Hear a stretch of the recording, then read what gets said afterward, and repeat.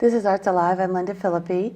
My guests are Rebekah Wagner and Seth Renne, and they're here to talk about Gallery's upcoming production of I Love You Because. I can't even tell you all the ways I love you. Oh. But you're going to tell me all the ways that I should, I guess, right? Of course. Mm-hmm. Yeah. So Seth, we'll start with you because you're the director. Mm-hmm. How'd you choose the play and what's it about a little bit? Well, I had seen a production of it up in Portland a couple years ago and just immediately fell in love with it because it's so fresh and modern and just a feel-good, lovely little show. And so I had looked around for what company had the rights to it for when we were doing our play selection at the theater, and really just couldn't say enough wonderful things about it. It's a show that was originally based off of Pride and Prejudice. Oh, okay. But you take Mr. Darcy and Elizabeth Bennet and flip them. So we have Austin Bennet, the male, and Marcy, our leading lady. And the author started out pretty close to Pride and Prejudice and then just started kind of expanding from there using their own personal experiences with life and love and what it's like to fall in love in New York. So no horse? No, there's no Galloping horse. across the moors or No, unfortunately no. It's set in modern day New York City. Not many horses there. Okay, I like it. And you then, Rebekah, must be Marcy. I am. Okay, and this is a musical. Yes, it is. And this is in the Arena Theater. Yes, it is. Yeah, it's a really nice intimate space. Yeah. We're So having to quiet us down quite a bit, especially me. So the audience will get to see your tonsils as you sing to them. A little bit. And a little more. See it all. I love it. It is an adult show. Oh, good. Okay, perfect. Well, how large is the cast? There's only 6 people in the cast. Okay. So we have Rebekah playing Marcy, and then Austin is played by Sam Dinsmore, Okay. who audiences may remember as Joseph from Joseph and the Amazing Technicolor Dreamcoat. Right. Okay. Then we have Diana, who is Marcy's best friend, and that's played by Alice Darnton. Okay. And she's been in Meet Me in St. Louis and Arsenic and Old Lace and Annie. And then Austin's brother, Jeff, is played by Cesar Anguiano. Okay. And he was the Scarecrow in The Wiz and was just recently the cat in Honk. Perfect. Okay. And then the cast is rounded out by, they're titled NYC Man and NYC Woman. And they kind of play all the other roles that we come in contact with. Okay. And that's Lance Nutman and Julia Sargent. Perfect. Okay, great. So that'll be fun. Yeah, it's a great cast. Yeah, you do have a really great cast, don't I you? got really, really lucky. I mean, if You got everybody you wanted. Yeah, I think if you get 6 people and it's 6 really solid people that you know well and who've all worked together pretty much. Everybody, A lot of them. a lot of people have worked with like 1 or 2 of them. Like Rebekah and Julia worked together in A Funny Thing Happened on Way to the Forum. Julia and Lance obviously worked together in Cat on a Hot Tin Roof. Right. I worked with Lance in Little Shop of Horrors. Alice and Sam were both in Joseph and both in Lie, Cheat, and Genuflect.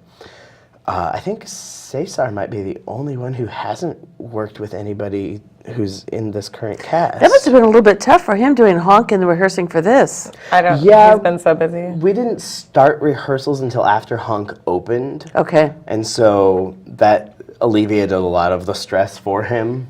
Yeah, But- I still think he's doing rehearsal 5 nights a week and then performing 2 nights a week. He's been a little tired the last couple of days. But Wow. Okay, so let's talk about the dates then for this. Okay. So we open on Friday, April 4th, and we run through Saturday, April 19th. Perfect. With Friday, Saturdays, and Sunday shows. Okay, and you have a special going on. Yes, so the first Saturday, which is April 5th, we're doing our Buy One, Get One, which we started doing pretty often at the theater. So you can come down, and the tickets for that are not available online. You have to either call in or go down to the theater to get them. But it's, 2 for the price of 1. That's you pretty can't beat great. Worth that. it. Yeah. Well, so let's talk about you then. Talk a little bit about your theatrical background. Well, I have been in a few plays at Western. I've gotten all my education there. And I've spent my last several summers over at Enchanted Forest doing the summer comedy theater over there. So, yeah. What's that been like? So fun. Really fun. Yeah, Seth did a couple of years with me. It's definitely keeps you on your toes. So what kind of stuff do you do there? It's like twisted fairy tales that have musical numbers in them. So last year we did Pinocchio, and that was really fun. I got to be the Blue Fairy.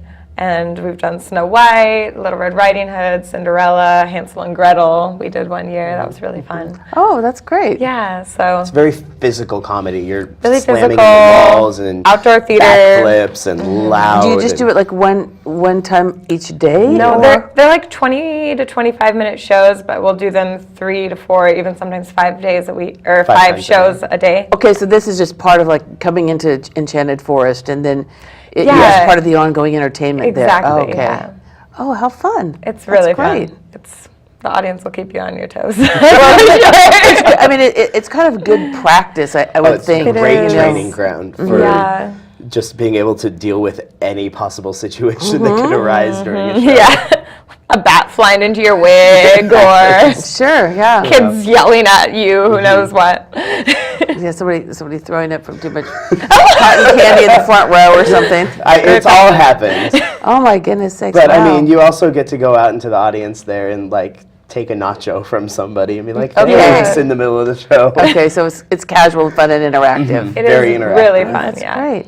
Well, this show might feel a little bit like that for you, since it's such a small venue. You know, we're prepared for people to talk to us in Yeah. that space. They very well might. I'm interested to see. Yeah, you never know what you're going to get there. Yeah. It's been a while since I've done a musical, and I haven't done a musical in the arena space like that before, in the 3/4 thrust. So, in terms of music, then do you have a band, an orchestra? Or So right now we have our pianist and a bass and drums, and we're hoping that we'll get our second keyboard in. Okay. But it's just going to be a four-piece combo, and they will probably be not in the room with us. Okay. They're a little Yeah. loud. We had our first rehearsal with the accompanist there in the space with us, and with the piano they're playing in there and the singing, it got a little overwhelming, and so we're gonna Yeah, I was do just what we thinking, can to. just Spare the audience their hearing. space-wise, there's so little room already. Have you had to cut back on the number of seats? No, we have 74. It's actually the same seating setup that we had for Cat on a Hot Tin. Oh, okay. Oh, So like that. The All right. three sides there. That was when we were doing play selection last year. Ted Diesel just asked what I was planning on wanting to do for my show, and I said I was thinking 3/4 thrust. And he was like, "Awesome, that works for mine too." So Perfect. Okay, It works great. great. We don't have to move the seat platforms more than Oh, necessary. nice. Okay, good. Which is an undertaking to move the seating platforms out. Yeah, course. that sounds like a lot. I mean, I think that's one thing people don't really think about in terms of community theater is exactly how hands-on it really is. Oh, absolutely, because everybody is a Yeah. volunteer. Right. And every director is basically a producer Yeah. also. You have to come up with your own set designer or design it yourself, your own costume designer or design it yourself. And you're bringing a whole team in with you to do it, but it's kind For of like- free. yeah, and it's all volunteer. Right. And so, you know, you really learn how to be To appreciate appreciative people. of everybody giving so much time. Thank you. And that's, you know, I feel like But we all know Seth is putting in so much of his own time. Sure, It's of course.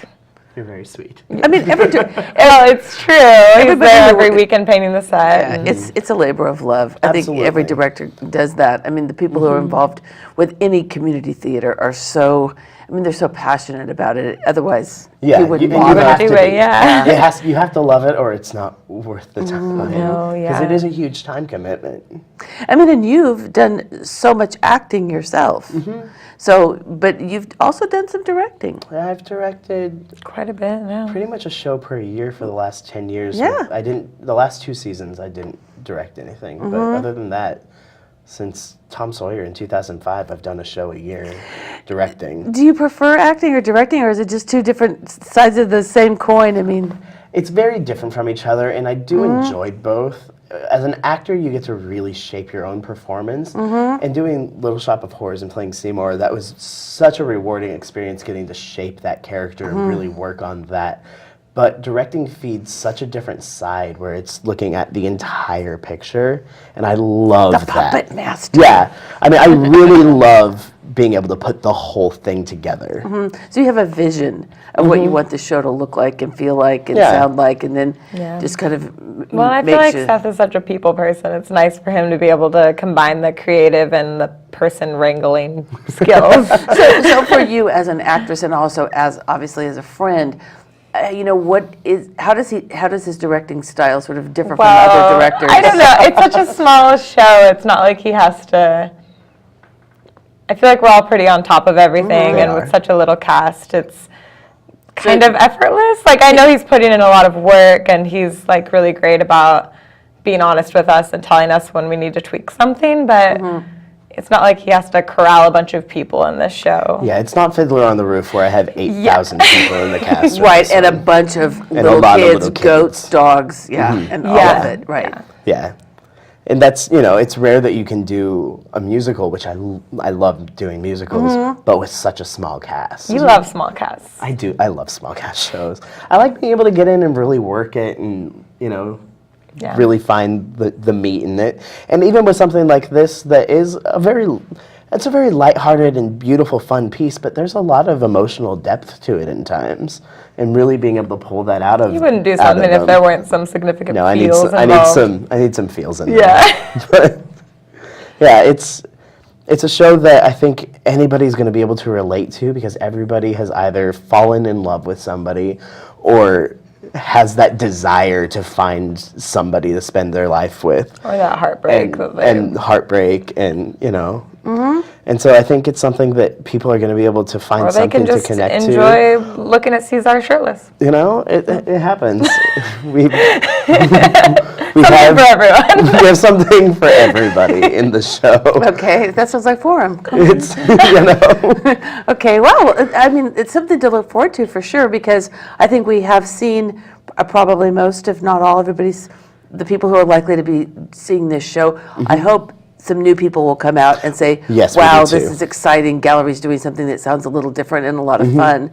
But it's also nice to know that you have a solid director, a solid cast, and, you know, a show that you're going to see that's well crafted, you know. Yeah, I'm hoping that all of our regulars can come in and really enjoy the show, and that at the same time we can pull in a lot of Linfield students who normally don't come and visit us, and you know, from Western and George Fox, and it's something that the college-age kids will really be able to love and connect with because it's all performers who are at that age or just beyond it. Yeah, it's a young adult show for sure. That's It's great. fun. And that might be perfect because I think sometimes, you know, you look for, over the course of a season, you want to appeal to as wide a range Absolutely. as possible. I mean, that's what it has to be. So let's run through those dates again. So April 4th through the 19th, Fridays and Saturdays at 7:30, Sundays at 3. And the 5th is our buy one, get one. Come on down to the theater and get 2 for the price of 1. And what do you call it? BOGO? BOGO night. BOGO. So if people hear BOGO night, they'll know They'll know what it means. buy one, get one. Okay. one, get one. Perfect. Well, I really want to thank both of you. Rebekah, Thank you. lovely to meet you. And Seth, always a pleasure. And we'll thanks. look forward to the show. Yeah, thank you. Thank you.